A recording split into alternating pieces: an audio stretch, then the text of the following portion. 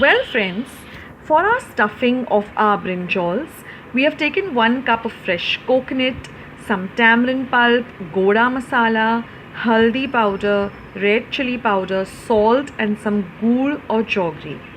Now for the tamarind pulp, I have taken about a small lime-sized ball of tamarind and soaked it in half a cup of water for 15 minutes and then squeezed out all the pulp. Now we're going to cut the small brinjals on one side vertically and on the other side diagonally so that the brinjal doesn't break. Now when you're putting the stuffing, be extremely careful and gentle as to not to break the brinjal. So I'm using about 6 to 7 small brinjals. Now we are going to make this in a pressure pan, but you can also make it in a normal cooking vessel. It will just take about a little longer, about 10 minutes longer, till the brinjals are completely cooked. Of course, it always works out better in a pressure pan. Now we're not going to use all of the stuffing. You're going to keep about, say, 1 cup or half a cup of the stuffing, because that adds to the gravy and thickens the gravy up too. Now this goda masala is homemade. I will leave a link in my description box of how to make goda masala at home. It is extremely simple. So here, while I'm just finishing stuffing the brinjals, we're heating some oil in a pan. Now I'm using a little more oil than normal. So I'm using 2 tablespoons of oil instead of 1 tablespoon. Because we have to fry the brinjals a little so they become nice and crispy too. That also enhances the flavor of the dish. Now once our oil is hot, we're going to use our normal foodie ingredients. So we're going to go in with half a teaspoon of mustard seeds or mohri or rye, followed by 1 teaspoon of cumin seeds or jeera. Then we're going to add half a teaspoon of asafoetida or hing and half a teaspoon of haldi powder.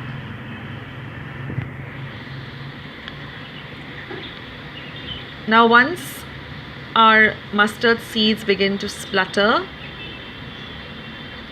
now I is adding a little more hing, so you can go for about 3/4 teaspoon of hing for this recipe. Now we're just going to put in the brinjals.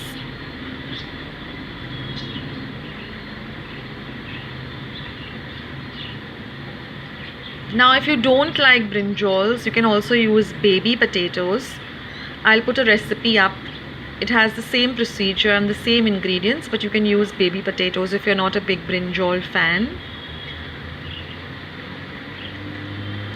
So now we're going to saute our vanga or brinjals a bit in the lovely flavored oil.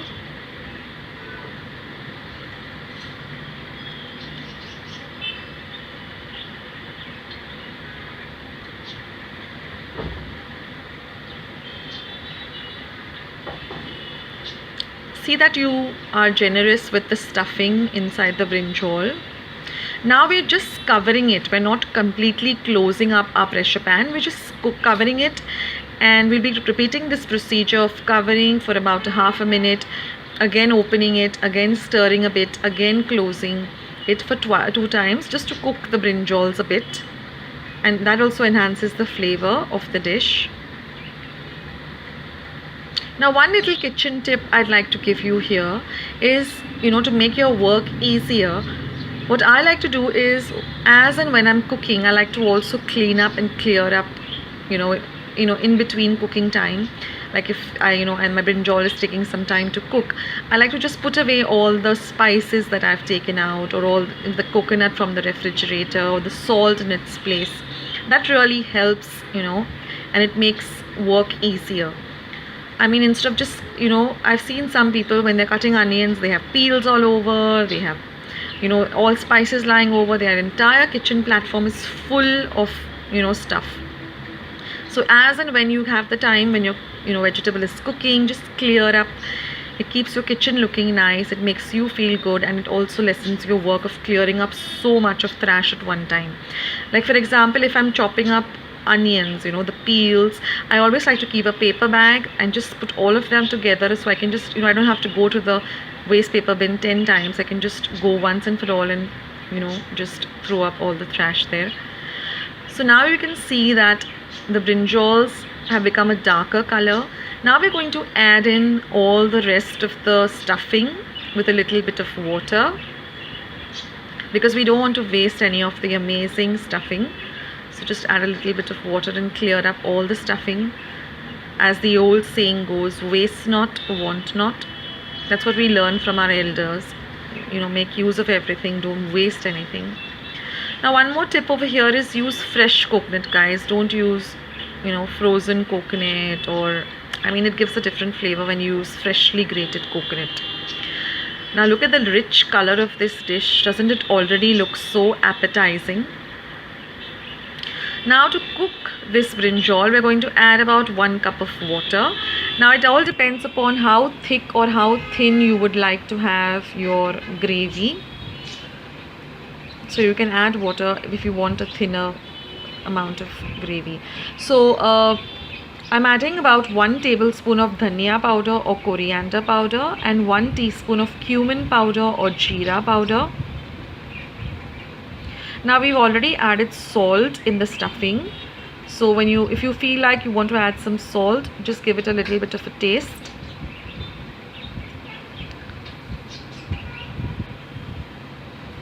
This BHARLI Vangi, like I said, goes extremely well with some bhakri or some steamed rice or even puri.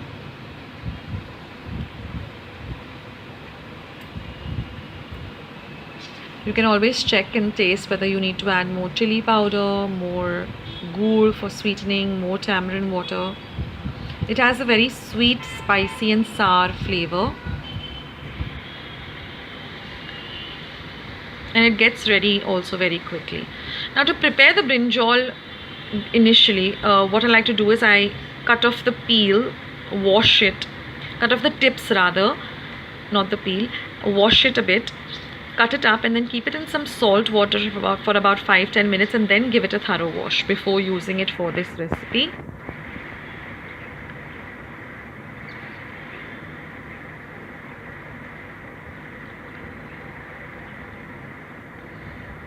So now we're just waiting for the gravy to come to a little bit of a boil.